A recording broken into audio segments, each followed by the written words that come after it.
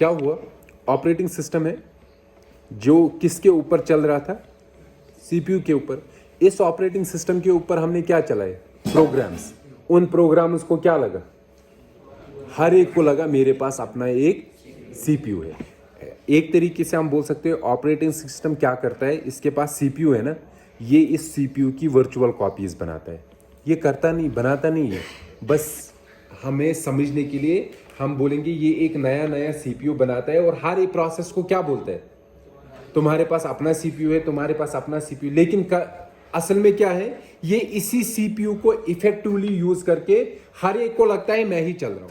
ठीक है, तो ऑपरेटिंग सिस्टम को रिसोर्स दिया, ये इसकी क्या बनाता है, virtual copy. So we can say operating system is doing CPU virtualisation. क्या कर रहा है, सीपीयू वर्चुअलाइजेशन। ठीक है, समझ में आया यहां तक। अब दूसरा चीज देखते हैं। लेट्स सपोज आपने सी प्रोग्राम लिखा है, सी प्रोग्राम में आपने मैलॉक फंक्शन यूज की होगी, की है ना। मैलॉक क्या करता है, इतना तो हमें पता है, हमारे पास मेमोरी जो होती है, यहां मेरे पास मेमोरी है। पहले तो एक चीज आपको याद रखना है, मेमोरी के लोकेशंस का एड्रेस होता है। क्या होता है, मेमोरी का एड्रेस होता है ना, लोकेशंस का एड्रेस, वरना हमें कैसे पता चलेगा मुझे कहां से लाना है डेटा। ठीक है, इस लोकेशन का एड्रेस होगा, इसका भी एड्रेस होगा, इसका भी एड्रेस। लेट्स सपोज आपके पास 50 मकान है, कितने, 50 मकान, तो आपको कितने एड्रेसेस देने पड़ेंगे, 50।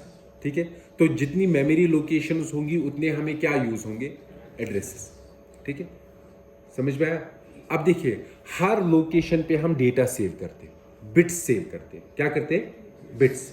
कोई मेमोरी ऐसी होती है जो हर लोकेशन पे एक बिट सेव करेगी, हर लोकेशन पे क्या करेगी, एक बिट सेव।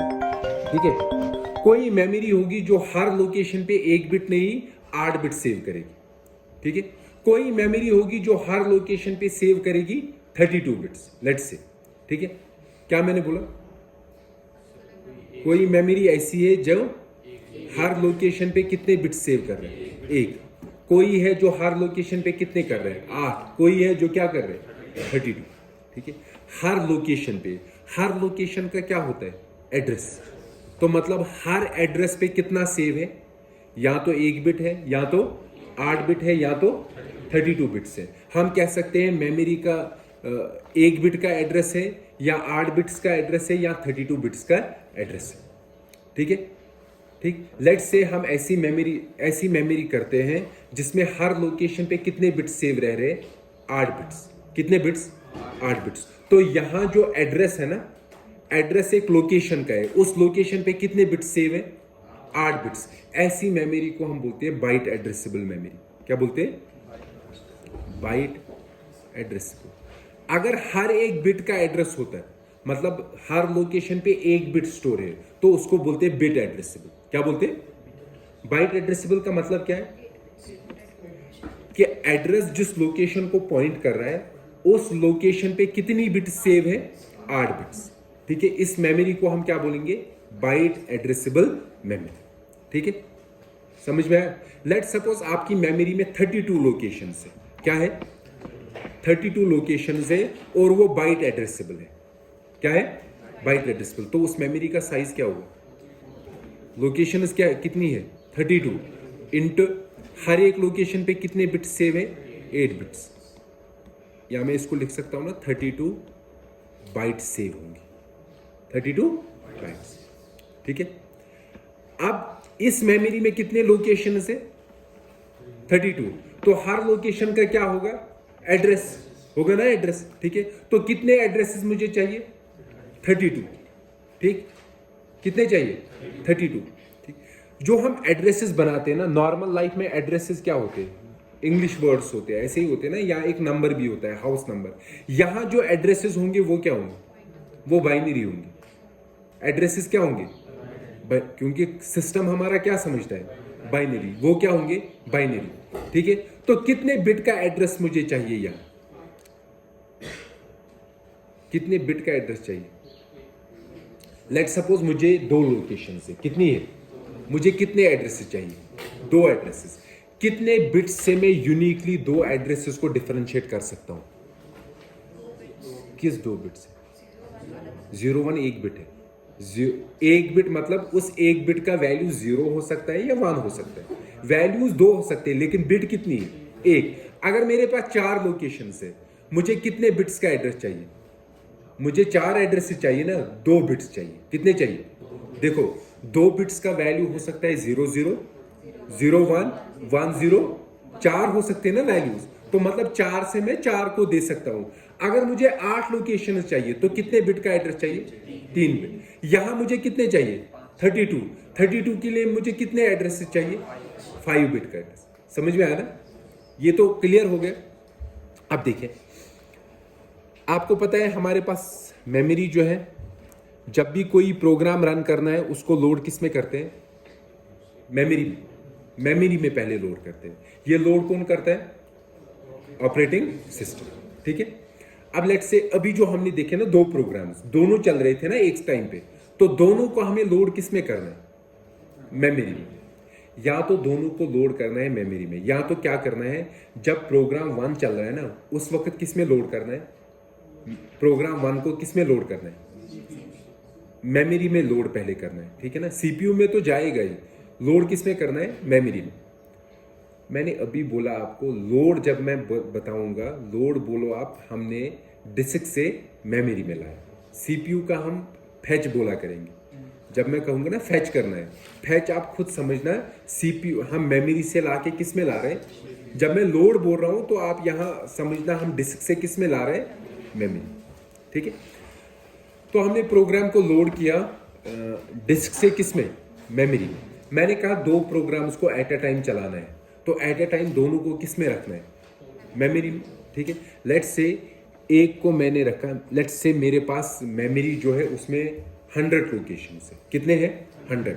0 से 50 तक मैंने प्रोग्राम 1 को रखा और 50 से 100 तक मैंने प्रोग्राम 2 को रखा। Let's say for example. ठीक।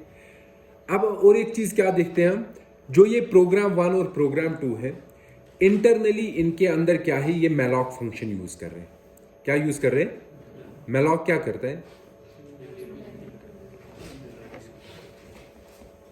ये मेमोरी एलोकेट करता है, वही करता है ना। लेट्स सपोज प्रोग्राम 1 जो है, प्रोग्राम 1 ने क्या किया? a is equal to malloc 2। ठीक है। और प्रोग्राम 2 ने क्या किया? b is equal to malloc 2। Malloc function जब कॉल होती है तो क्या होता है? उसकी मेमोरी में 2 लोकेशंस रिजर्व होंगी जिनको वो यूज कर सकते हैं। जब प्रोग्राम 1 करेंगे ना मैलॉक 2, तो क्या होगा? इसके इस एड्रेस स्पेस में एड्रेस स्पेस होता है all the valid addresses that belong to that particular program. यहां प्रोग्राम 1 को कौन से वैलिड एड्रेसेस है? 0 से लेकर 50। तो ये इसका क्या है? Address space. क्या है? Address space. तो ये अपने एड्रेस स्पेस में 2 मेमोरी लोकेशंस को रिजर्व करेगा। ठीक है। जिनको वो आप यूज कर सकते हैं। और इस मेमोरी लोकेशन को जो स्टार्टिंग एड्रेस है वो किसके अंदर चला जाएगा? ए के अंदर। मैलॉक क्या रिटर्न करता है? Pointer. Pointer to the first location. अगर आपने सी प्रोग्राम पढ़ा है, प्रोग्रामिंग अच्छे से पढ़ा है, malloc returns the pointer to the first location. ठीक है। वैसे ही प्रोग्राम 2 भी क्या कर रहा है? मैलॉक कर रहा है ना, सेम चीज कर रहा है। तो उसमें भी 2 लोकेशन रिजर्व होंगे और उन लोकेशन का स्टार्टिंग एड्रेस किस में जाएगा? बी में। आप मुझे बताइए ए में जो एड्रेस है वो क्या होगा? वो कोई भी एड्रेस हो सकता है 0 से लेकर कहां? 50 के बाहर हो सकता है? नहीं। बी में जो है वो कौन सा एड्रेस हो सकता है? 50 से लेकर 200। कोई और एड्रेस इससे बाहर हो सकता है? नहीं। देखा गया है जब हम, जैसे मैंने अभी आपको 2 प्रोग्राम्स रन करके दिखाए ना, दोनों चल रहे थे। अगर हम ऐसे ही करेंगे, कभी कभी क्या होता है, अगर मैं इस ए का वैल्यू प्रिंट करूं ना और यहां किसका वैल्यू प्रिंट करूं? बी का। ए का वैल्यू क्या प्रिंट होना चाहिए? 0 से 50 के बीच में कोई। बी का वैल्यू क्या प्रिंट होना चाहिए? 50 से 100 के बीच में। देखा गया है कभी कभी इनका वैल्यू लेट्स सपोज 100 आया, इसका आया, इसका भी 100 आता है। इसका लेट सपोज 5000 आ गया, इसका भी 6000 आ गया। ये आना चाहिए था? नहीं ना आना चाहिए था। क्या आना चाहिए था? 0 से 49, 50 या 50 से 100। लेकिन आ क्या रहा है? डिफरेंट चीजें आ रही है जो रियलिटी में प्रोग्राम को जो अपना एक्चुअल मेमोरी में जगह मिली है ना, वो एड्रेसेस आ ही नहीं रहे, कुछ और आ रहा है। ठीक है, ये क्या हो रहा है? वो सीपीयू का, सीपीयू के साथ तो अभी हम तो मेमोरी की बात कर रहे हैं। इसका मतलब मेमोरी में भी कुछ हो रहा है जो हमें मतलब एज ए यूजर हमें समझ में, क्योंकि मैं जब चला रहा हूं ना, मैं नीचे की तरफ मुझे पता ही नहीं है। ठीक है, तो मतलब ऑपरेटिंग सिस्टम मेमोरी के साथ भी कुछ कर रहा है, जैसे उसने सीपीयू के साथ किया था ना, वर्चुअलाइज किया था। ठीक है, मेमोरी का भी कुछ वो वर्चुअलाइजेशन कर रहा है। ठीक है, तो क्या करता है सीपीयू? क्या करता है सीपीयू के पास मेमोरी है, सॉरी ऑपरेटिंग सिस्टम के पास मेमोरी है। उसको पता है प्रोग्राम 1 को मुझे रियलिटी में कहां से कहां तक रखना है, 0 से 50, और प्रोग्राम 2 को कहां से कहां तक, 50 से 100 रखना है ना। लेकिन प्रोग्राम को वो ऐसे पता मतलब बताएगा ही नहीं मैंने तुम्हें कहां रखा है। कौन? Operating system. Operating system program को नहीं बताएगा कि मैंने तुम्हें मेमोरी में किस जगह पे रखा है। उसको क्या बताएगा? उसको बताएगा वो कि मैंने तुम्हें जो मेमोरी है मेरे पास, पूरी की पूरी मेमोरी तुम्हारी ही है। तुम्हें मैंने 0 एड्रेस पे रखा है और वहां से लेकर जितनी भी मेमोरी है ये किसकी है? तुम्हारी। ठीक है, वैसे ही वो किसको बोलेगा? प्रोग्राम 2 को। जो भी 0 से लेकर n तक मेमोरी है ना, ये किसकी है? तुम्हारी। लेकिन रियलिटी में उसने कहां रखा है? प्रोग्राम 1 को कहां रखा है? 0 से 50, और प्रोग्राम 2 को 50 से 100। ठीक है, अभी तक समझ आया ना? ये इसको क्या दिखा रहा है कि तुम्हारे पास जो मेमोरी है, ये पूरी की पूरी मेमोरी किसकी है? तुम्हारी।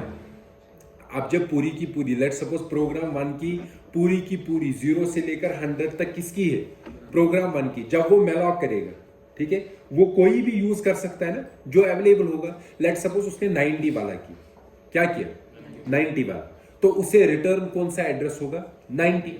लेकिन रियलिटी में उसको लेट सपोज ऑपरेटिंग सिस्टम ने कौन सी जगह दी थी? 20, लेकिन उसे एड्रेस कौन सा आया? 90।